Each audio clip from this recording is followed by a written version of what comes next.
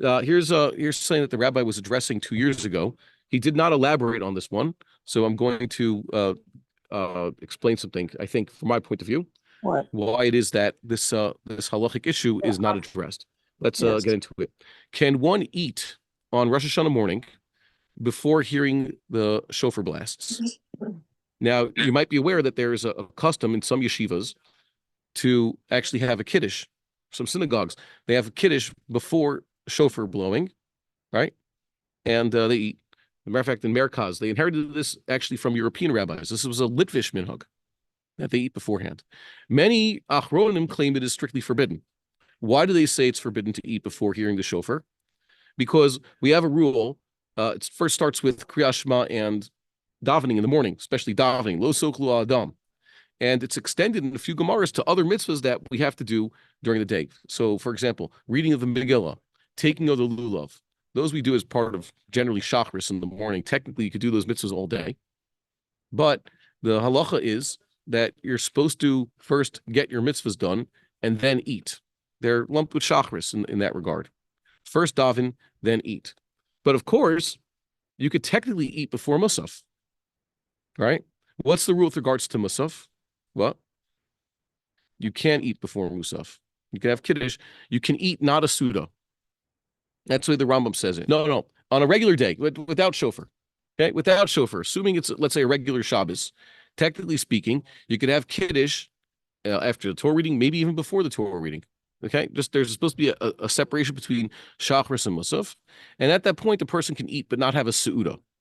So presumably the same rule applies on the Yom Tov of Rosh Hashanah. You can have eating, you can have a Kiddush or whatever it is, but no Su'udah. By the way, it seems to be like not just sit down and have bread. I remember being in Brooklyn. Their Kiddush is a full 7-course meal on Shabbos morning. But wait, so what's this? It's Kiddush because we had no bread on the table. Okay? We ate everything but. And then they did it again. An hour later, they had another 7-course meal, but this time they said Hamosi beforehand. Really good idea. No, that's not what they meant. Okay, it meant like quantities, not like actual bread. That wasn't what they're talking about. So there's a strange silence though, because you can't find it. At least I can't. I found that maybe someone could correct me, but this is something that the other Achronim have pointed out, that there seems to be missing from the halachic record this idea explicitly, except later Achronim who said it must be the case, that you cannot eat before hearing the sounding of the shofar. So apparently it's permissible. Just don't have a meal. But that's not the wisest thing to do. Okay, why is it that this is popularized? There are many places where they would daven. Most Shabbases and Yom Tovim, you first have Shachris, Torah reading, Musaf, and then have Kiddush and eat. It's not the wisest thing to have Kiddush and hope that everybody's sober and still with it. Maybe people will want to eat. On Rosh Hashanah, it was popularized because the davening on Rosh Hashanah is so much longer. Shachris is so much longer, and Musaf is going to be very long, right? So it makes more sense then. The question is, why? Well, what did the Vilna Gaon and the Rambam think about this? They're silent on the matter. The Rambam doesn't mention it. Rambam talks about not doing other mitzvahs, not eating before other Zman Groma mitzvahs, and also the Vilna Gaon doesn't seem to say much about this. So here's how it goes. My understanding of this is that shofar is decidedly not like all these other mitzvahs. Yes, reading the Megillah is something we do b'tzibur, but it's also something that most people could do. If they had a Megillah, their hands on the Megillah, they could read it, right? And it's not something that's connected, by the way. There's no musaf the day you read Megillah, right? But that's not the point. The question is, can you eat before you hear the Megillah in the morning? And the answer, generally speaking, is you're supposed to hear Megillah first, right? And now they even have a rule that you can't even break your fast if it's Tanis Esther before you hear the Megillah. And as you know, I was trying to point it out that that's not the most clearest thing. It's not like you have to have the fast over. And by the way, the Beis Yosef and others before the modern era assumed when you read the Megillah Leil Tanis Esther, because there are people on whom it is difficult to fast. For whom it is difficult to fast, we actually read the Megillah before the fast is officially over. Okay, that's the public policy. Forgotten piece of halacha, by the way. That was the Shulchan Aruch's opinion. Yeah, very, very, very. It's like old halachas. There's the way halacha used to be. So, shofar is a mitzvah that's dafka meant to be done with tzibur. Why is that? because Chazal said you're supposed to sound it, the shofar, with a chever ear. Okay? Chever ear means what we call the tikios de meomed or me'umad, however you vowelize that word. It means that in order to sound the shofar in conjunction with malchios, sichronos, and shofros, you have to have a minyan. One person says the brachas out loud for everybody. Maybe that same person or someone else sounds the shofar for everybody. So it's a communal mitzvah. Right? This is a communal mitzvah, and it can be done all day.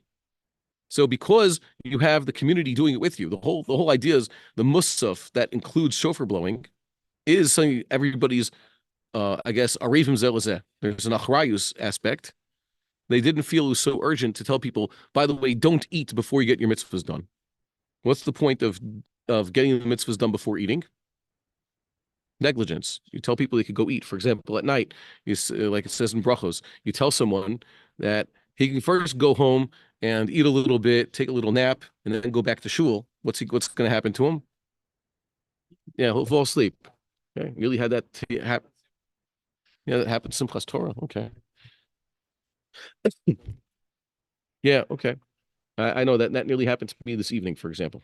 Some days just so pooped. It's just like we missed mincha, and I nearly dozed off half an hour before it was time to daven. So you could have that. That's And by the way, shofar is such a communal mitzvah. By the way, there's some instances, as we saw, it's not that the rule is the only going to correction of the Shulchan Aruch. Shulchan Aruch says on Shabbos we don't sound the shofar. The Vilna says that it's not exactly what the rule is.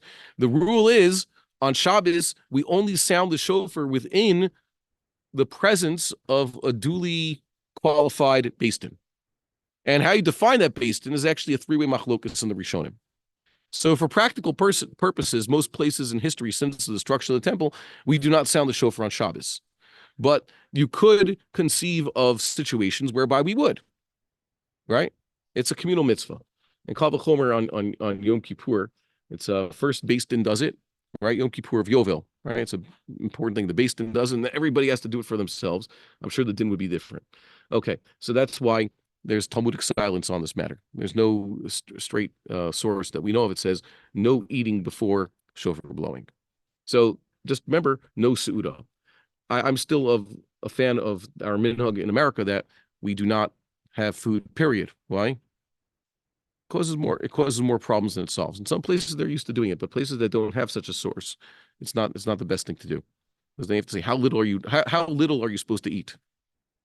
Some places they're makpid, they have wine for the kiddush, and then they do it on empty stomach, could inebriate them, right? Not the smartest thing. Okay, but there are places that do it. There are certain Sephardic poskim and also others who say no, it's pretty much forbidden. You're not supposed to eat before hearing the shofar. You're not supposed to interrupt before musaf. Once you start the shofar blowing, you're supposed to hear the musaf in conjunction. There's one bracha. Okay, not supposed to have interruptions. One bracha on the first 30 blasts covers what's going to be done during the silence, during the repetition of the Shmona Esrei, or just the single Shmona Esrei, however it may be.